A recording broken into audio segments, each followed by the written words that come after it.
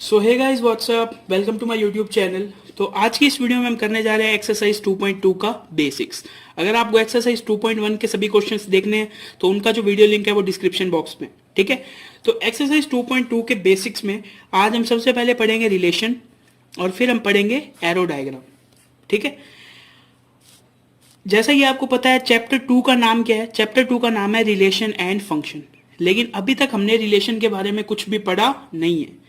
अभी तक हमने सिर्फ क्या पढ़ा है? अभी तक हमने सिर्फ पढ़ा है Cartesian product of two sets, ठीक है। तो आज सबसे पहले मैं आपको थोड़ा सा ब्रीफिंग देता हूं रिलेशन की, ठीक है। रिलेशन, सबसे पहले रिलेशन को डिनोट करते हैं आर से, ठीक है। रिलेशन हमेशा किसके बीच होता है? रिलेशन हमेशा दो सेट्स के बीच में होता है। रिलेशन एक सेट के बीच भी हो सकता है। कैसे? ए टू ए, यानी समझ गए, सेट बेसिकली दो हैं लेकिन सेम सेट, तो सेम सेट के बीच में भी रिलेशन हो सकता है। अब देखो मैं आपको एक छोटे से एग्जांपल से समझाता हूं। सबसे पहले मैं एक लेता हूं सेट। सेट को मैं इस शेप में लिखूंगा। इसमें मैं लिखता हूं 1 2 3। एक सेट ए है, इसको मैंने रोस्टर फॉर्म में इस तरह लिख लिया। एक मैं अनदर सेट लेता हूं, इसके अंदर मैं क्या लिखता हूं? इसके अंदर मैं लिखता हूं 1 4 9 16, ठीक है। अब आपको देखने से ही पता चल गया होगा कि इस सेट ए और इसको मैं सपोज एक बी मानता हूं, इनमें एक रिलेशन है। रिलेशन क्या है कि अगर आप ए सेट के किसी भी एलिमेंट का स्क्वायर करोगे तो आपको क्या मिल जाएगा? आपको एक बी सेट का एलिमेंट मिल जाएगा, ठीक है। तो ये जो रिलेशन है, रिलेशन क्या है? रिलेशन है X square. R is equal to X square का क्या मतलब है? इनका रिलेशन कैसा है? इनका रिलेशन स्क्वायर का रिलेशन है, यानी अगर आप ए का स्क्वायर करोगे तो आपको क्या मिल जाएगा? बी का एक एलिमेंट मिल जाएगा, ठीक है। इसके अंदर आपको कुछ टर्म्स ध्यान होने चाहिए।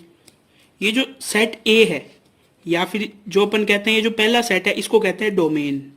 क्या कहते हैं? डोमेन, ठीक है। ये जो दूसरा सेट है इसको हम कहते हैं को डोमेन।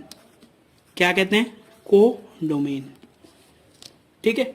अब देखो, जो जो एलिमेंट को डोमेन के, वो एलिमेंट जो डोमेन के एलिमेंट से रिलेशन रखते हैं उन्हें हम कहते हैं रेंज। क्या कहते हैं? रेंज। सबसे पहले क्या है? डोमेन। ए सेट के सभी एलिमेंट्स क्या कहलाते हैं? डोमेन।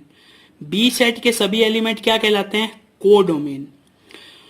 और बी सेट के ऐसे एलिमेंट जो ए सेट के साथ रिलेशन रखते हैं, यानी 16 रिलेशन नहीं रखता तो 16 रेंज के अंदर नहीं इंक्लूड करेंगे।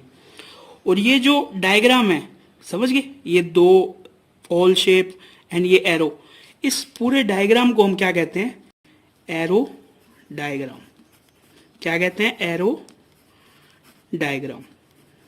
समझ आ गया क्या रिलेशन क्या होता है, एरो डायग्राम क्या होता है, डोमेन क्या होता है और रेंज क्या होती है, ठीक है। तो एक्सरसाइज 2.2 करने से पहले आपको इन सब बातों का ध्यान होना चाहिए। एक छोटी सी बात मैं बता दूं रिलेशन के लिए, कोई भी रिलेशन तभी रिलेशन होगा अगर डोमेन के सभी एलिमेंट को डोमेन के किसी ना किसी एलिमेंट के साथ टच में हो। यानी सपोज यहां पे मैंने 5 लिख दिया, तो 5 का देखो कोई भी रिलेशन इसके साथ नहीं है, तो ये एक रिलेशन नहीं होगा। ए के सभी एलिमेंट का बी के किसी ना किसी एलिमेंट के साथ अटैचमेंट होना चाहिए, तभी ये रिलेशन होगा। अगर डोमेन में कोई भी एलिमेंट बच जाता है तो वो जो हमें रिलेशन दिया होगा वो रिलेशन नहीं होगा, समझ गए। यानी डोमेन के सभी एलिमेंट्स का को डोमेन के किसी ना किसी एलिमेंट से अटैचमेंट होना चाहिए, ठीक है। इसमें एक छोटी सी चीज ये है कि एक एलिमेंट का कि नहीं दो के साथ भी हो सकता है, समझ गए। अगर सपोज यहाँ पे -2 लिखा होता तो -2 का स्क्वायर भी 4 ही होता, समझ गए। तो ये सब चीजें आपको एक्सरसाइज 2.2 करने से पहले पता होनी चाहिए, ठीक है।